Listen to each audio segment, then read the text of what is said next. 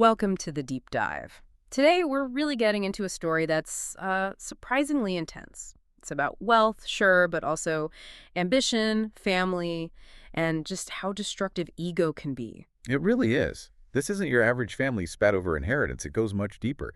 It's about what happens when parents, well, fundamentally fail to see the potential in their own kid. Yeah. And our focus is this guy, Zachary, born into some serious money, like multi-generational wealth. Think big real estate, retail chains that kind of established brick and mortar empire. Very traditional. And the expectation for him was pretty straightforward. Either take over part of the existing business or, build something similar, something tangible. But Zachary wasn't about maintaining the old ways. He saw something different. And that's the heart of the conflict, isn't it? This clash between, proven old school success and his father's conviction that Zachary just didn't have that business spark because he didn't fit the mold. Exactly. And when you mix money and family bias like that, Yeah. well, it's explosive. We're talking about decisions that don't just cause arguments, they can break relationships permanently. Right. Especially favoring, say, a cousin over your own son. So our mission here is to follow Zachary's path. From that first big rejection by his parents through the sheer grit of starting his own thing, cybersecurity, something they just didn't get. Which is ironic, given how essential it is now. Totally. Then there's this dramatic public showdown and finally this almost unbelievable legal battle that ends up costing his parents, well, a lot. We want to see how unchecked ego can literally burn down a legacy. It's a really stark lesson about trust versus just cold, hard cash.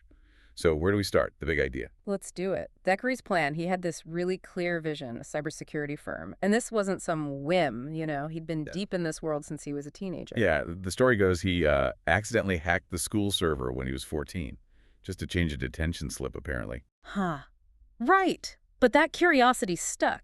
Led him through a computer science degree, and he just knew this field was crucial, not just a tech trend. He had that great analogy for it, too. Said cybersecurity is like selling umbrellas in a world where it's always raining data leaks. Perfect. He saw the constant, non-negotiable need. As long as there's digital money and info, you need protection. It was a solid business case. Lucrative, essential. So armed with this, he goes to his parents. And this part's key.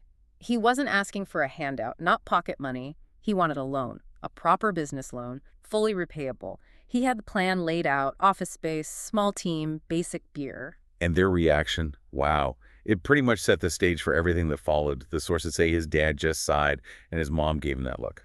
You know the look. Yeah, the pitying, oh, you sweet, naive child look. Exactly. They admitted he was a brilliant coder, a great programmer. But the no was definite. And it was all about perception. He lacked the spark. They didn't think he could handle the business side, the accounts, the legal stuff, the boring parts. Pretty much. They saw it as too abstract, too risky compared to, buying another building, something they understood. Okay, so that rejection stings badly. But then comes the twist that really twists the knife. The double standard. Ah, yes. Cousin Bernard. Right. Just a month or so later, Cousin Bernard has this massive wedding, like a 3-day affair, over the top. Champagne fountains, the whole 9 yards. And Zachary has to sit there and watch this financial hypocrisy play out right in front of him. Because during the reception, Bernard gets up, makes a toast, and specifically thanks Zachary's parents. For what? For funding his damn hotel business. A hotel in the hospitality industry, which is notoriously volatile.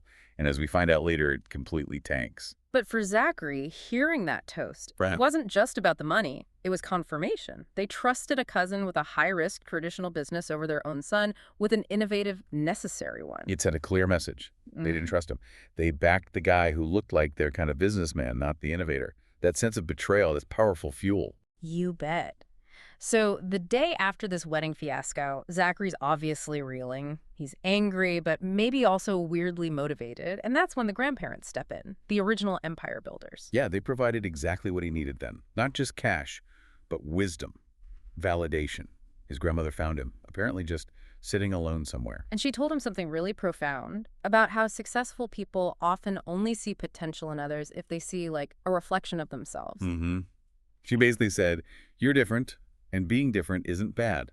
That's huge. It shifts the focus from needing their approval to just being himself. And then the grandfather follows up, calls Zachary, shares his own startup story, starting with nothing but an old van and a loan. Real salt of the earth stuff. Right, emphasizing that every big thing starts small. And then he writes Zachary a check. Not pocket change, but real seed money. Enough to get that first office, hire those first couple of people. And the words he used, this is the core, right? This isn't just money, it's trust. I'm investing in you. That's it. That's the real capital. Trust capital. It was the validation his own parents denied him. And Zachary absolutely ran with it. He didn't waste a dime or a second. The next few years were just pure startup grind. Oh, yeah. Him and his two buddies, Adam and Lewis, they pooled their savings with the grandfather's money, rented this tiny, grim office, you know the kind, roughest part of town, flickering lights. Cheap rent, basically. Totally. And the hours were brutal. We're talking 14, 16-hour days for like 2 years straight. Yeah. Living off instant noodles and vending machine snacks. Just head down, building the product, fighting for clients. That's the reality behind the glamorous startup stories, isn't it? Just sheer hard work. Absolutely. That intensity, that's what makes the difference. And they finally got their break. A mid-sized financial firm got hit with a major security breach.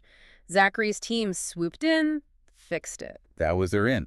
Suddenly, they were the guys who could handle a crisis. Yeah. Reliable, fast, effective. Word got around. And from there, things just took off. Exponential growth, you could say. Within 5 years, had multiple offices, were seen as leaders in the field, even started a profitable consulting side business. They went from that cramped office to a serious, respected company. And what's the first thing Zachary does when they hit that stability? Pays back Grandpa. Not just pays him back with interest. Class act. And then buys his grandparents a brand new house. A really nice, comfortable place for their retirement. A huge gesture. All gratitude. Zero involvement from his parents.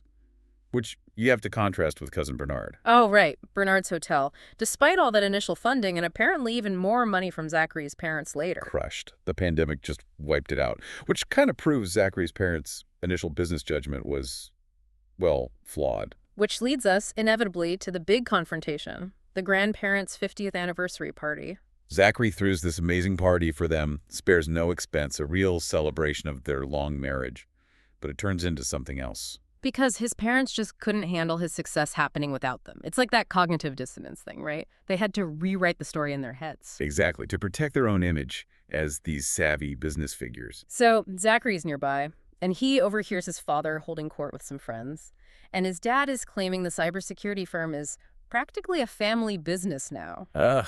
And get this, we supported him every step of the way. We, like they were the driving force. After that initial rejection, calling him not business material, that kind of public revisionism, yeah, that would break anyone's restraint. You bet. Zachary was furious. His hard work, his grandfather's faith, just erased for an ego boost. So the planned heartfelt speech, out the window. Completely. He gets the mic, starts off okay, then just pivots. He lays it out clear as day. When everyone else slammed the door in my face, he points to his grandparents.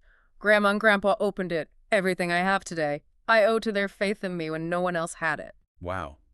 You could hear a pin drop, I bet. The sources describe his parents' faces, frozen smiles. Grandma crying. But, like, proud tears mixed with sadness. Grandpa beaming. And just silence. Total, awkward, undeniable silence. Public vindication achieved. But the fallout was instant. Right there at the party, near the dessert table, apparently. Dad explodes, red face, yelling, "What the hell was that speech?" Mom jumps in, trying to smooth it over. "You didn't have to air family problems." Typical damage control. But Zachary fires back. "You funded Bernard's Hotel, no problem, but your own son. You told me I wasn't business material. That's not a family problem, that's the truth." He made his point. But he said later he felt a pang of guilt seeing his grandmother's expression through all this. He won the battle, but the war was definitely on. And the parents went full scorched earth. They couldn't handle being publicly wrong, so they launched a smear campaign. Yeah, this part's ugly.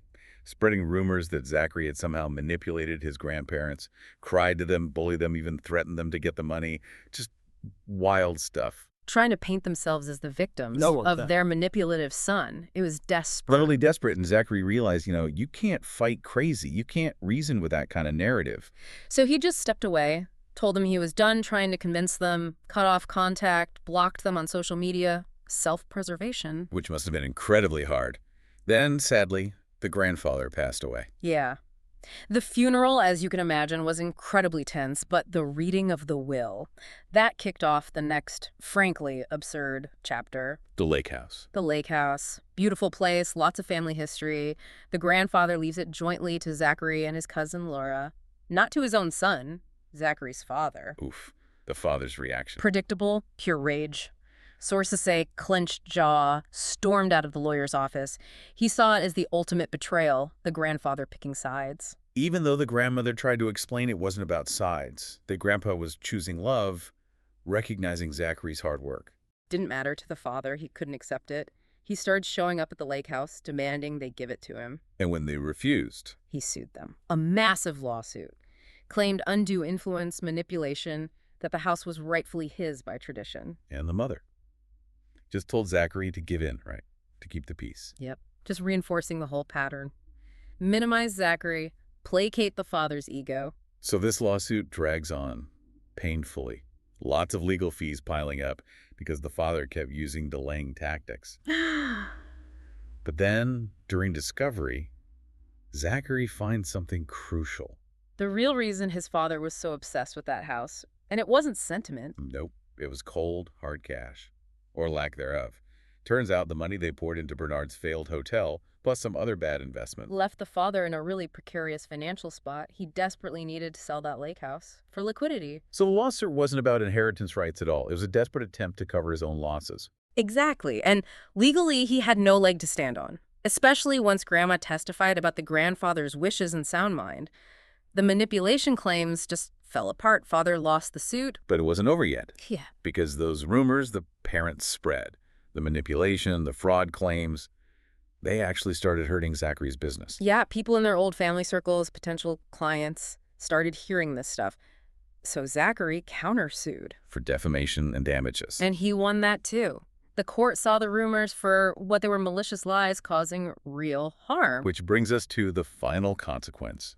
The real kicker. All those legal fees, losing the first lawsuit, then paying the damages from the defamation suit, it all added up. To the point where Zachary's parents were forced to sell their own house, their family home, to cover everything. The irony is just staggering. The father spent way more fighting Zachary in court over that lake house than he probably needed to cover his initial debts. Absolutely brutal. And while his core business is still apparently profitable, the hit was so bad he's now looking to sell off a big chunk of it to another relative. No less just to get stable again. It's such a clear picture, isn't it, of how prioritizing ego, that refusal to admit being wrong, can literally lead to financial ruin. His need for vindication cost him his home. It really does crystallize things. This whole saga, the rejection, the credit grabbing, the lawsuits, what does it tell you about what people really value when big money and legacy are on the line? Seems like controlling the story, looking like the winner, often matters more than actual success, especially if that success challenges your own narrative. Right, and think about Zachary. He got the success, the validation, he won financially, legally, the house, the damages, but the cost. That relationship with his parents is gone, completely severed. So the provocative thought here is, what's the true value of that kind of victory? And what did the father really lose in the end? He was obsessed with the house, the physical asset, because of his debts. But by pushing Zachary away, by forcing the sale of part of his own company to a relative, he lost something maybe even more valuable.